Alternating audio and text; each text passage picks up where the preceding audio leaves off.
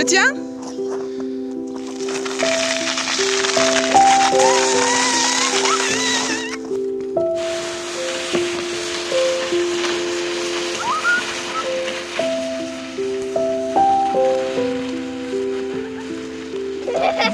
Sally, elle veut attraper papa.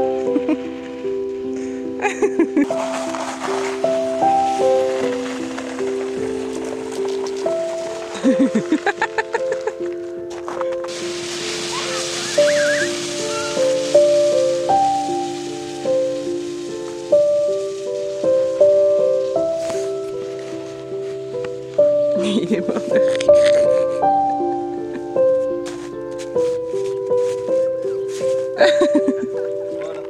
Allez, prêt, feu, go! Sally!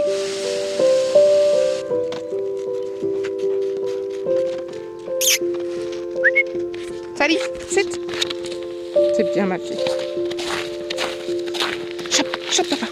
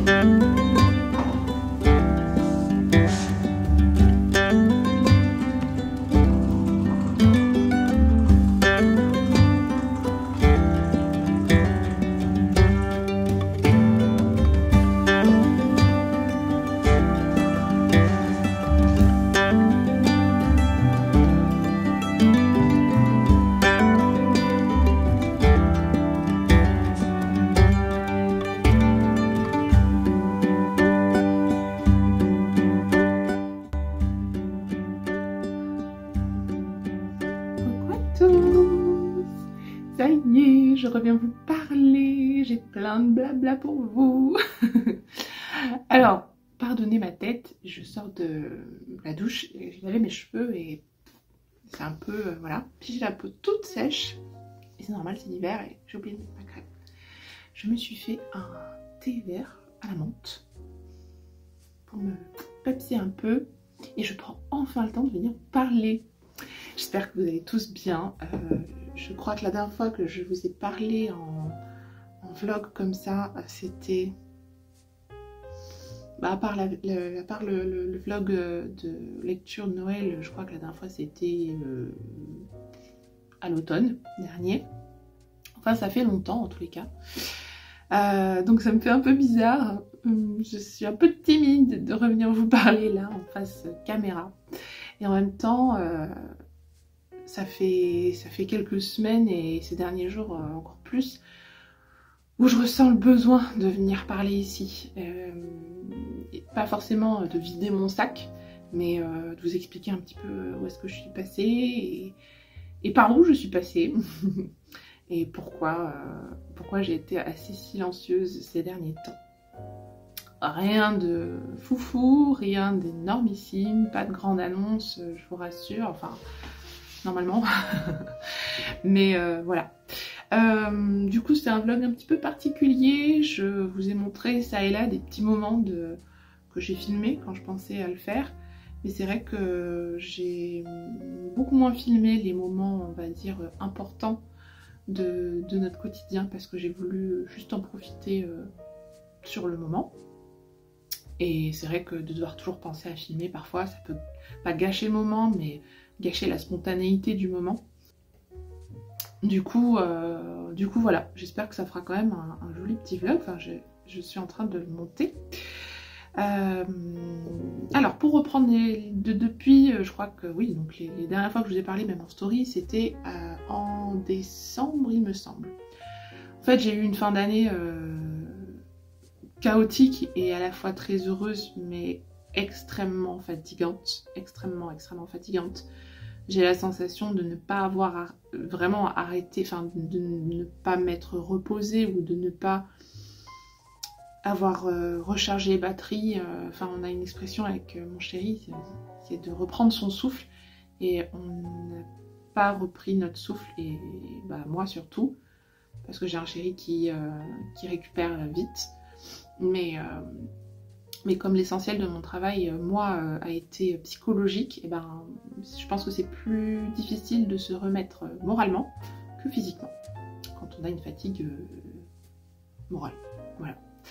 Donc en fait, après les envois Ulule, s'en est suivi 3 grosses ventes. Je suis toujours, comment dire poliment, parce que j'allais dire sur les fesses.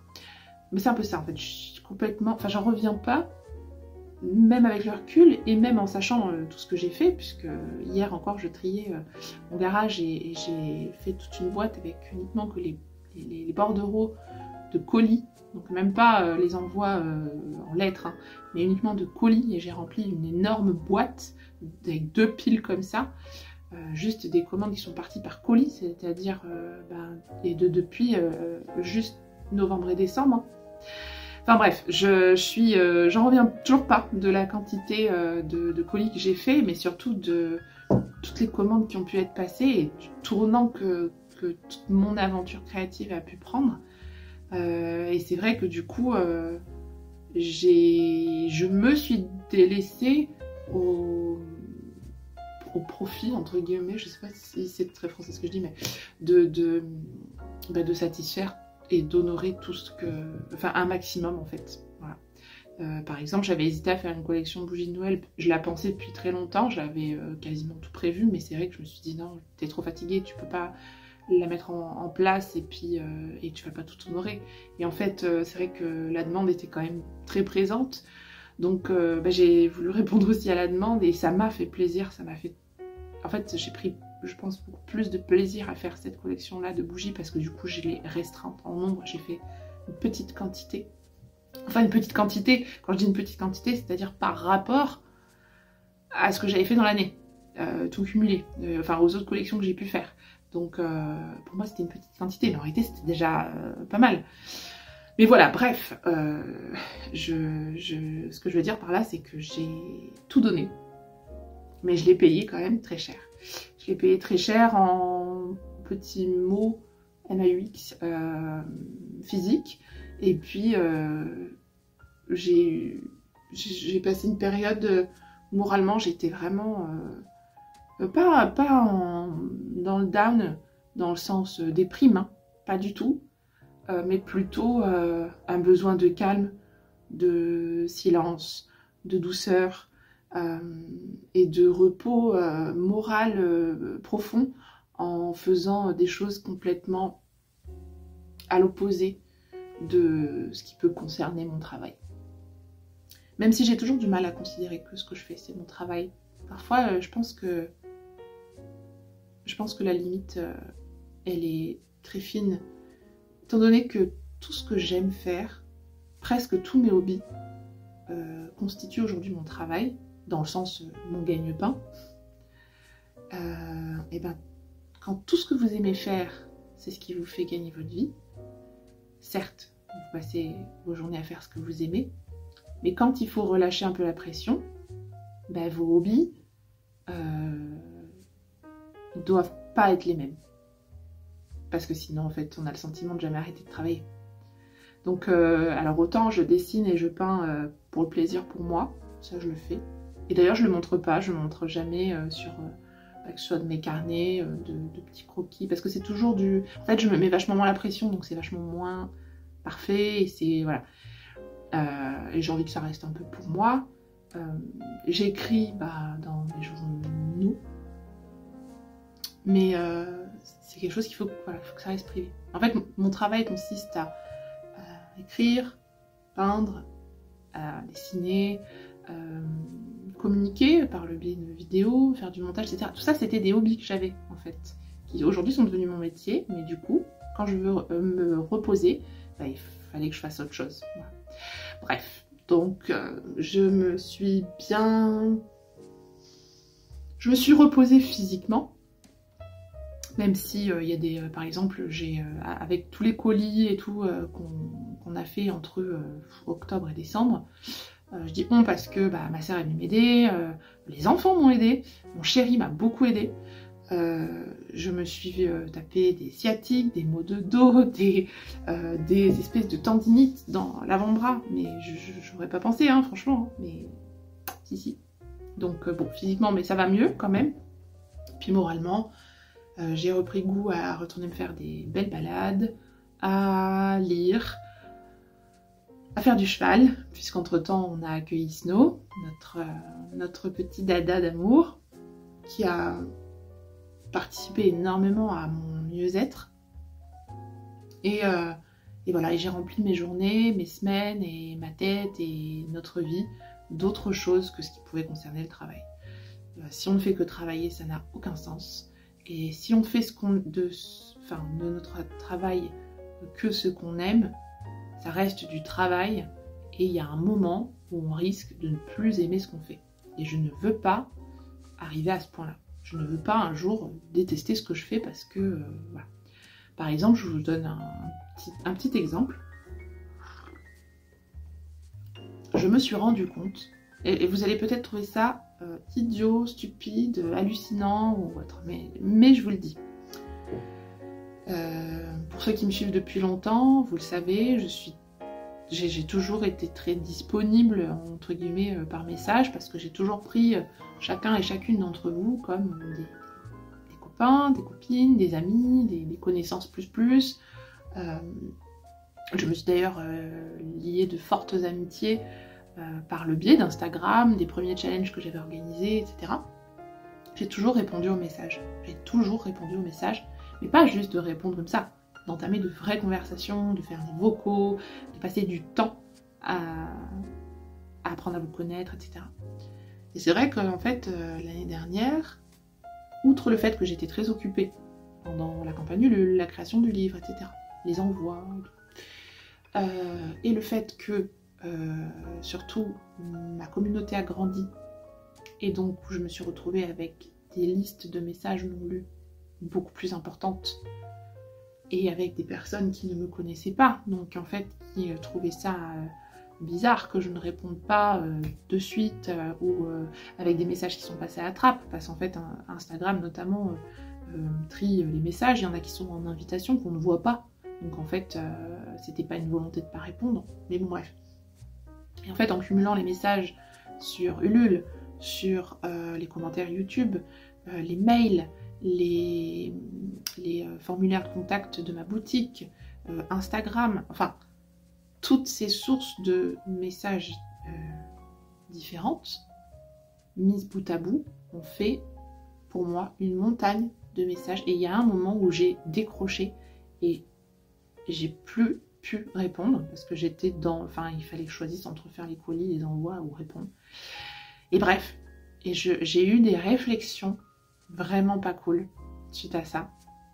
Je me souviens d'un message qui m'a blessée en me disant qu'en gros c'était n'importe quoi de ne pas être accessible, mais en plus le message j'ai pas répondu mais pendant pas très longtemps, je crois que ça devait être 2 ou 3 jours, mais en gros que bon les gens me font vivre, donc je me dois d'être disponible pour eux, parce que si je fais mon inaccessible, je perds des clients, enfin c'était tout dans une notion de monétisation du fait que je réponde à un message quoi.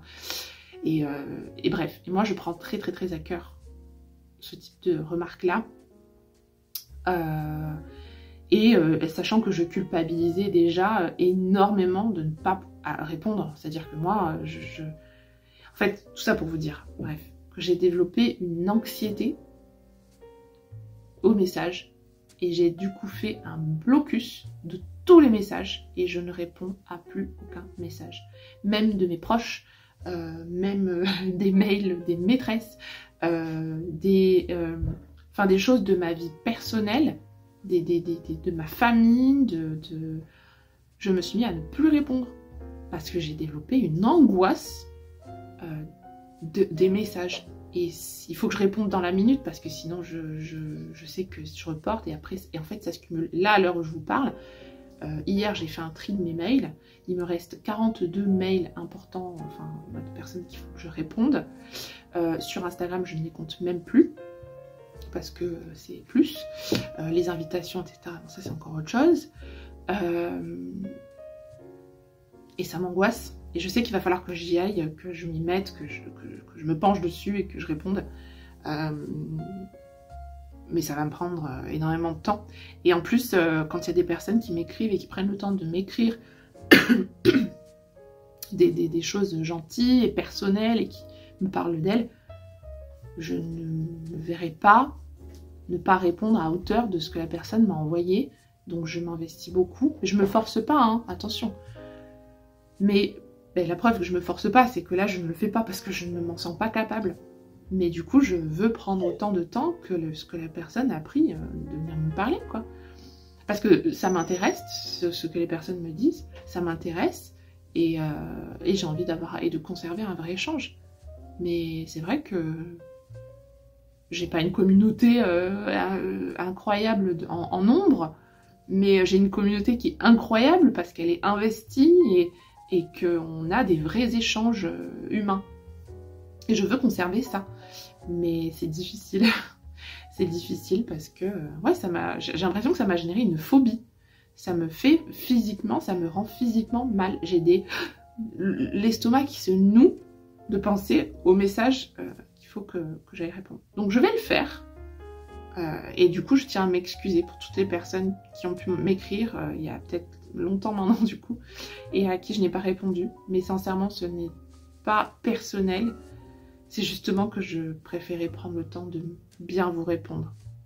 Voilà.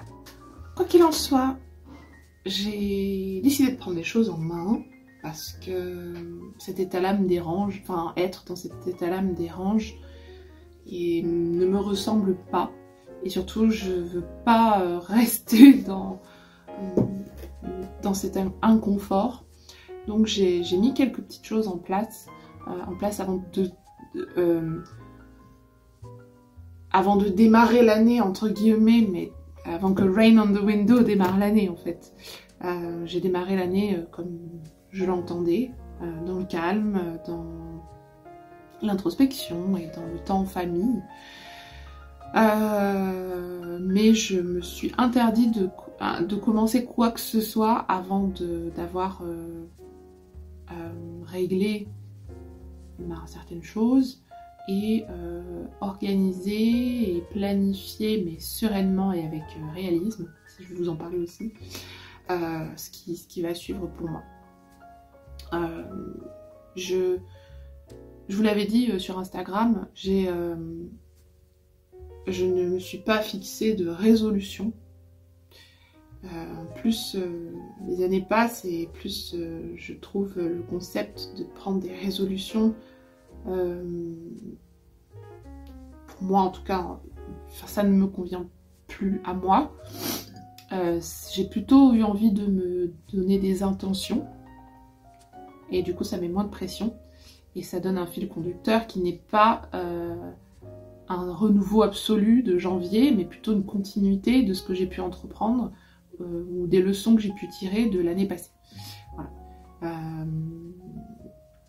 J'aime bien parce que je vous parle de ça, on est quand même le 23 janvier, je réalise que janvier est quand même vite passé. Mais du coup, alors qu'est-ce que j'ai fait? Bon, hier, j'ai fini de trier, ranger, archiver réorganiser mon garage avec donc l'entrepôt de toute la marchandise, de mes emballages, de tout ce qui me sert à faire les colis, etc. Je ne sais absolument pas comment j'aurais fait si... Ben, j'aurais pas fait en fait, je pense, si on habitait toujours dans notre appartement à Nice. Clairement, ça n'aurait jamais été possible quand je vois que même en minimalisant, bon, voilà, le plus possible, il y a quand même un besoin, enfin je veux dire, j'ai toute une pièce de 14 mètres carrés qui est pleine. Que ce soit des emballages, mais tout ce qui sert autour, les goodies et la marchandise, c'est encore autre chose. Mais aussi tout le matériel que j'utilise pour faire mes bougies. Bref. Et ça, en fait, j'ai tellement été dans un rush de colis que avant chaque vente, je refaisais un petit clean pour reprendre et être dans des bonnes conditions.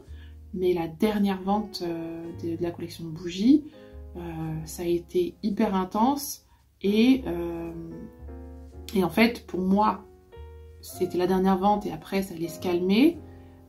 Fatalité, j'ai eu des commandes non-stop jusqu'à hier. Donc j'ai honoré toutes ces commandes. Hein. Il y avait pendant les fêtes, j'ai pensé avoir mis ma boutique en maintenance, enfin en pause, et en fait non. Donc j'ai pas été voir et en fait il y avait eu des commandes passées, ça a été le stress total parce que du coup des personnes qui se sont inquiétées parce que plus d'une semaine, pas de réponse, pas de colis et tout, enfin bon. Donc je m'en suis excusée mais c'était vraiment le seul moment où je me suis dit bon bah là ce sera bon, et en plus j'en avais parlé en story, donc je pensais que... Mais bon bref, enfin voilà, donc si vous voulez j'ai continué les envois, donc je ne me suis pas posée à ranger, trier, voilà.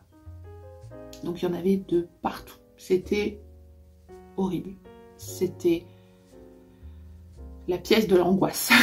Pour moi, c'était vraiment angoissant. Donc on s'y est mis, mon chéri m'a aidé encore hier. J'ai pu regrouper, réorganiser. J'ai investi aussi dans des nouvelles boîtes de rangement où j'ai pu étiqueter pour savoir ce qu'il y a dedans, etc. Et c'était bonheur total hier de finir l'après-midi comme ça, et cette satisfaction de me dire voilà, ça c'est fait, et hop, c'est sorti de ma tête et j'ai avancé. En parallèle, qu'est-ce que j'ai aussi mis en place? Alors j'ai refait mon bureau.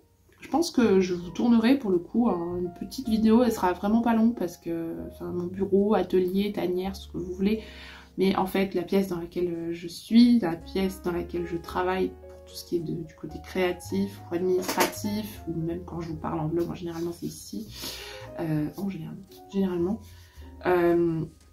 Donc mon bureau, qui est aussi une chambre d'amis, donc en fait c'est difficile de combiner ces deux fonctions sur une pièce, même si c'est une pièce qui est une taille, c'est une chambre à la base. Donc voilà, j'ai désencombré, je gardais plein de choses qui en fait avaient un effet négatif sur moi. Il y a des choses de mes débuts, on va dire, qui ne me généraient rien de positif dans mes pensées, mes souvenirs ou autres. Donc j'ai fait des archives, hein, j'ai fait des boîtes d'archives aussi, voilà, je me suis séparée de plein de choses. J'ai donné, j'ai appris à jeter ce qui est cassé, qui ne pourra pas être réparé. C'est quelque chose qui me coûte beaucoup, j'ai tendance à vouloir tout réparer. Mais bref. Et donc ça m'a fait du bien, j'ai changé l'agencement, les meubles, c'est beaucoup plus clair, c'est mieux. En tout cas, j'ai beaucoup plus plaisir à revenir là. J'ai aussi, alors ça j'y tenais absolument, j'ai aussi pris un énorme poster, pareil, je vous montrerai. Je me suis pris un poster, attendez, je vais essayer de vous le montrer là. Alors désolé, à côté c'est les dessins des enfants. Comment je tourne? Voilà, un énorme poster, il fait 1 mètre sur je sais plus combien, de toute l'année 2023. Je ne voulais pas un calendrier mois par mois, je voulais avoir le visuel de toute l'année. Et en fait, les zones que vous voyez en orange, je vais vous expliquer. Les zones que vous voyez, oula, ça bouge. Les zones qui sont entourées de orange, c'est toutes les vacances scolaires ou les jours où les enfants n'auront pas école, les ponts, etc. de l'année 2023, donc de l'année scolaire qu'on est en train de vivre et de l'année prochaine. Ma décision numéro 1, et ça je me le suis fait promettre depuis l'été dernier, c'est de ne plus travailler pendant les vacances scolaires des enfants. Je vous le dis tel quel parce qu'il y a beaucoup de personnes qui idéalisent ma situation, mais mes enfants ont beaucoup souffert du fait que j'ai énormément travaillé pendant toute l'année dernière et pendant toutes les vacances scolaires. On a eu l'été dernier une journée des vacances scolaires où je n'ai pas travaillé. Une seule. Et encore, c'était la journée, mais le soir, je suis rentrée et j'ai monté mon vlog. Et en fait, j'ai entendu beaucoup de discussions entre les enfants qui disaient ah bah c'était mieux avant, maman. Avant, maman, elle avait plus le temps quand on était en vacances à jouer avec nous. Ou Adam qui m'a demandé si je voulais pas changer de travail, parce que quand même, je travaillais beaucoup trop. Ou juste Daniel qui me disait que je lui manquais alors qu'en fait j'étais dans la pièce à côté. Et ça m'a brisé le cœur. Je crois que c'est la chose que j'ai le plus culpabilisée. Parce que clairement, je ne fais pas ce que je fais pour que ce soit au détriment de mes enfants. Et en fait, j'ai fait ça simplement parce que l'année dernière, j'ai très mal géré mon planning, que j'ai eu plein d'imprévus. J'ai l'impression qu'on a eu 14 fois le Covid, les maîtresses absentes, ou les grèves, ou les enfants malades, ou des choses comme ça qui ont fait que peu de temps où les enfants étaient à l'école. Et donc en fait, si je travaille pas à fond quand les enfants sont à l'école, et bien malheureusement, et bien ça se reportait sur les vacances après. Donc en fait, d'où ma volonté de prendre ce poster de l'année, c'est que je veux psychologiquement déjà isoler ces périodes où les enfants sont en vacances. Et du coup, ça m'a permis de comptabiliser ce qui me reste pour mon travail. Donc partant de là, je sais le temps que j'ai pour mon prochain projet, pour mes prochains projets. Pardon. Et en fait, maintenant, c'est dans mes mains. C'est-à-dire que c'est à moi de faire en sorte que ce soit faisable, que ce soit réalisable. Si ça l'est pas, il est hors de question que j'empiète sur le temps de vacances de mes enfants. Parce que le temps, en fait, de vacances de mes enfants, ça... par exemple, là, Adam a fêté ses 11 ans, et Adam va rentrer au collège l'année prochaine. Enfin, la rentrée prochaine. Et c'est quelque chose qui m'angoisse, et qui me fait... j'ai une... C'est pas vraiment une angoisse, mais... c'est quelque chose qui me travaille beaucoup, en fait, la gestion du temps et le fait que les enfants grandissent et qu'un jour ils seront grands et qu'ils vont partir et machin. Et même si je suis toujours à vouloir me débarrasser d'eux, en été, dès qu'ils sont à l'école, ils me manquent. Et en fait, l'année dernière, ils m'ont encore plus manqué parce que autant eux disaient maman me manque, mais en réalité, c'est moi aussi, ils me manquaient. Ce temps que je veux passer avec eux m'a manqué.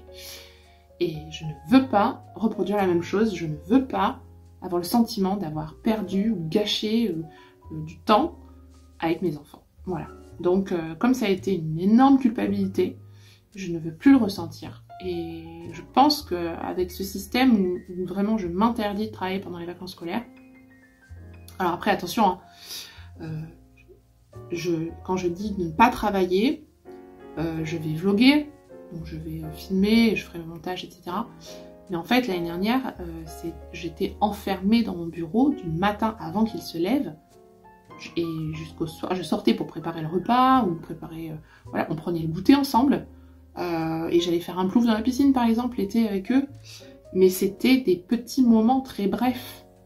Moi je veux repasser des journées avec mes enfants où on s'allonge dans l'herbe, où on joue avec Sally, avec les chats, où on se raconte des histoires, on fait des jeux, où voilà, je veux être avec mes enfants. Et ils m'ont manqué. Et j'espère qu'ils m'en tiendront pas trop rigueur. Je leur ai expliqué aussi après, attention, ils ont compris. Mais oui, je pense qu'ils ont même bien compris, puisqu'on en a reparlé beaucoup. Et du coup, on a trouvé la solution ensemble. Voilà.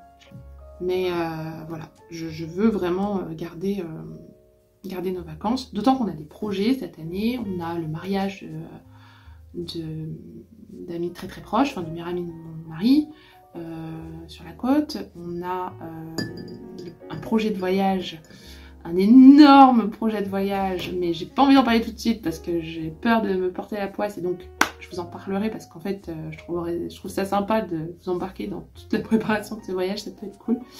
Mais un voyage rêve ultime. Bref, donc on a des projets. Et je pense que tout ça va se préparer, va s'articuler, enfin c'est à moi en fait d'articuler mon activité autour de ma famille, et c'est pas à ma famille de devoir s'adapter. Voilà. Je fais clairement pas ce travail pour ça. Sinon, vraiment ça n'a aucun sens sinon. Voilà, donc voilà ce que j'ai mis en place. Et donc une fois que j'ai refait mon bureau, que j'ai préparé mon année, que j'ai refait tout mon entrepôt, je peux enfin recommencer à me projeter sur mes projets. Et donc j'ai été m'acheter un nouveau petit carnet, parce que l'autre était bien plein, celui de l'année dernière, pour, bah elle est là en fait un petit peu la grande annonce, pour entamer goûter d'hiver. Voilà, ça c'est dit. Parce que tout le monde me demande en réalité. Ça a été le message que j'ai le plus reçu, je crois. Est-ce qu'il y aura un livre sur l'hiver? Voilà. Oui, je vais essayer en tout cas de continuer la collection des recettes du terrier. Mais ce n'est pas le seul livre que je prévois de faire cette année. Après tout ça, je vous en reparlerai en temps voulu parce que je ne veux me mettre aucune pression. Je pense que, d'ailleurs, peut-être que vous serez surpris, mais il y a beaucoup de choses qui vont changer dans ma façon de faire et de travailler. J'espère vraiment ne pas retomber dans ces travers où je vais tout donner pour un projet au détriment de ma famille, de ma santé ou des principes et de la ligne que je me suis fixée. J'espère vraiment ne pas retomber. Et ça peut être très fragile hein, de reprendre des mauvaises habitudes. Mais voilà. Ensuite, dans mes autres projets concernant le travail, j'aimerais vraiment développer. Alors, développer dans le sens m'éclater encore plus sur ma chaîne YouTube. Et d'ailleurs, je voulais partager un petit truc, une petite... même une grande réussite en fait avec vous. À la base, ma chaîne YouTube, c'était vraiment pour les copains-copines d'Instagram qui me demandaient d'ouvrir une chaîne YouTube depuis le tout premier My Better Fall. J'ai jamais trop pensé, d'ailleurs j'ai toujours fait ça un petit peu... Enfin, je me suis jamais trop cassé la tête dans les montages et tout. Pourtant, de base, c'est quand même mon métier, l'audiovisuel. Mais finalement, j'y ai pris goût et j'ai envie de donner une autre direction à ma chaîne YouTube. Et en fait, l'année dernière... Enfin, alors, c'était le 31 décembre. Donc oui, c'est ça, oui, parce que c'était le défi... Enfin, au soir, un truc comme ça. Non, le matin. Non. Alors, la veille au soir, j'y étais presque. Et le lendemain matin, donc vraiment, j'ai fini l'année comme ça. En fait, pour, si vous voulez, sur YouTube, n'importe qui peut créer une chaîne YouTube. On n'est pas rémunéré pour le faire. Hein. Et en fait, si vous atteignez un certain nombre d'abonnés et un certain nombre d'heures de vue, enfin de visionnage, et puis il y a d'autres critères, etc. Du coup, YouTube vous propose de monétiser votre chaîne, donc de gagner de l'argent avec votre chaîne YouTube. Alors gagner de l'argent, je vais vous dire, vous allez rigoler. Bref, et donc en fait, j'ai rempli toutes ces comment dire, tous ces critères, parce qu'au fur et à mesure ça se coche. En fait, à la fin de l'année, quoi. Donc voilà, vous pouvez monétiser votre chaîne. Alors, je trouve ça fun dans l'idée de... En fait, ce que je trouve fun, c'est que dans l'idée de gagner de l'argent avec YouTube, c'est que c'est pas de l'argent que les personnes dépensent. Je sais pas si vous allez comprendre. En fait, on va être rémunéré par exemple sur une vue, mais c'est pas... les gens ne payent pas. Enfin, il y a des abonnements YouTube, machin et tout, mais je sais pas si vous voyez ce que je veux dire. Et je trouve ça cool de se dire que ben c'est juste si les gens aiment ce que vous faites et regardent et re-regardent et sont là et sont présents et répondent à l'appel du lancement d'une vidéo par exemple, et ben ça peut vous rémunérer quoi. Et alors du coup c'est rigolo parce que en fait moi j'étais pas du tout partie là-dedans à la base dans ma chaîne YouTube. Donc, par exemple, moi, je mets des musiques, des trucs comme ça qui ne sont pas forcément libres de droit. Donc, je n'ai pas... Enfin, mes anciennes vidéos ne pourront pas être monétisées, par exemple. Je ne gagnerai pas d'argent sur les vidéos que j'ai faites jusqu'à présent. À part une, je sais pas pourquoi, elle est OK dans la liste. Donc voilà, donc là, sachez que j'ai gagné 10 centimes de dollars. Et en fait, non, même pas, parce que j'ai généré 10 centimes de dollars et donc YouTube me rémunérera 55% de ces 10 centimes. Donc en fait, d'où ma volonté de développer ma chaîne YouTube, c'est qu'en fait, je m'éclate vachement plus en ce moment à faire des vlogs que sur Instagram. J'ai un peu délaissé Instagram parce que j'ai l'impression qu'Instagram c'est devenu une succession de comptes qui essaient de tous se ressembler. Et surtout une succession de boutiques. Et ça me dérange un petit peu. Et maintenant, je cherche des comptes qui n'ont rien à vendre. Voilà. Je cherche vraiment ce contenu-là. Et alors, c'est paradoxal parce que moi-même, j'ai une boutique et je suis sur Instagram. Mais moi, je ne suis pas...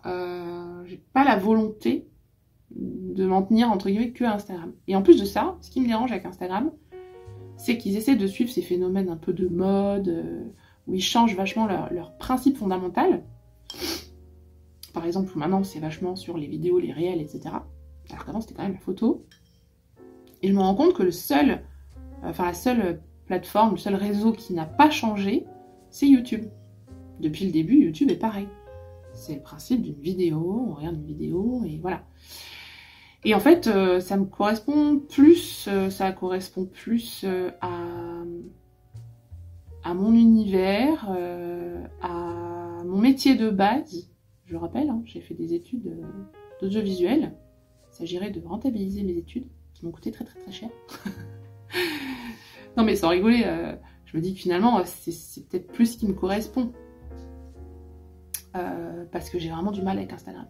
Et je ne suis pas très présente sur Instagram. Alors je regarde, hein, en tant que spectatrice, je suis présente sur Instagram. Mais je n'aime pas avoir cette pression de dire... par exemple, voilà, je me suis rendu compte qu'il y a une période où je faisais une story, j'avais 3000 vues sur la story. Et en fait, on est en rien posté parce que j'étais à fond dans le travail et à fond dans les colis, etc. Je faisais une story, je tombais à 1500 vues. Puis là, j'ai encore tellement rien posté depuis janvier que j'ai 1000 vues, quoi, sur une story. Et ce qui est déjà pas mal, au vu du nombre d'abonnés que j'ai. En fait, cette logique de devoir réfléchir à ça me dérange. Voilà, ça me dérange.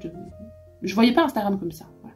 D'ailleurs, mon Instagram, c'était mon Instagram personnel, en fait, à la base. Je mettais des photos de mon chat, de moi, de... Donc, j'étais pas partie pour avoir ce type d'Instagram. Maintenant, c'est très bien, je ne m'en plains pas, parce qu'en fait, c'est un endroit où j'ai fait des rencontres magnifiques, et où il y a des comptes magnifiques. Et donc, je continuerai d'être sur Instagram, et de poster, et d'être présente, et de regarder. Mais ça devient un peu lassant de voir un peu les mêmes choses, quoi. De voir les mêmes choses. J'ai l'impression qu'il y a une espèce de pseudo-concurrence, mais qui en fait n'existe pas, parce qu'on n'a pas vraiment de concurrents, quoi. Et il y a parfois des manques de respect assez flagrants. Les gens se permettent des choses sur Instagram, mais je serais curieuse de voir s'ils feraient ça dans la vraie vie, quoi. Que sur YouTube, finalement, on pose notre truc, ça plaît pas, les gens regardent pas, mais ça, enfin moi ça me permet de prendre un peu plus de distance avec le négatif. Voilà. Puis sur YouTube, vous allez, vous tapez ce que vous voulez voir et vous regardez ou vous abonnez à des comptes et puis c'est tout. Mais Instagram, c'est de la surconsommation de contenus qui sont pareils. L'algorithme ou je ne sais qui ou je ne sais quoi fait qu'on vous propose des choses qui sont toutes pareilles. Enfin, c'est lassant, quoi. Moi, ça me fatigue. Voilà. Donc j'ai pas été très présente sur Instagram. J'en suis désolée. Mais il faut que je me préserve un petit peu. Et je préfère me nourrir d'autres choses. D'ailleurs, je pense que je vous ferai peut-être un post sur Instagram, mais de mes youtubeuses préférées. Alors après, moi je regarde que des américaines, ou des canadiennes, ou des australiennes, ou des néo-zélandaises aussi, j'aime bien. Donc c'est que du contenu en anglais, mais si ça vous dérange pas d'écouter parler anglais, je peux vous donner ces contenus-là qui sont beaucoup plus... Enfin moi c'est ce qui me fait du bien. Et surtout, j'essaie de me nourrir d'autres choses que de comptes qui finalement font entre guillemets comme moi, ou que moi je fais comme eux, mais dans le sens où on a la même activité. Si je regarde que des comptes qui font de l'illustration, qui font des bougies, qui font des livres, ou qui font, je sais pas moi, enfin qui sont dans le même univers que moi, ça ne m'apporte rien. Et même ça peut peut-être parasiter parce qu'inconsciemment on peut s'inspirer et donc finalement faire un peu ce que j'aime pas qu'on me fasse, quoi. Donc j'essaie de regarder complètement autre chose. Je regarde des comptes de petits créateurs qui font complètement autre chose que moi. De la cuisine, de la céramique, du tricot, du crochet, de la pâte fimo, voilà. Et voilà, donc c'est de la création, ça me donne envie de tester plein de nouvelles choses, ça me donne envie d'avoir des nouveaux hobbies, mais enfin, ça me fait du bien, ça change. Voilà. Je pense qu'il faut changer, il faut pas hésiter, faut pas rester dans le confort de ce qu'on a l'habitude de voir et de se nourrir des mêmes choses, parce que forcément, on va finir par... ça va vous lasser, et sinon, ça parasite en fait. Voilà. Donc il faut s'abreuver et il faut élargir un peu ses horizons. Je regarde pas mal de comptes Instagram de jardin et de potager surtout, en prévision du printemps et de l'été qui arrive. Voilà.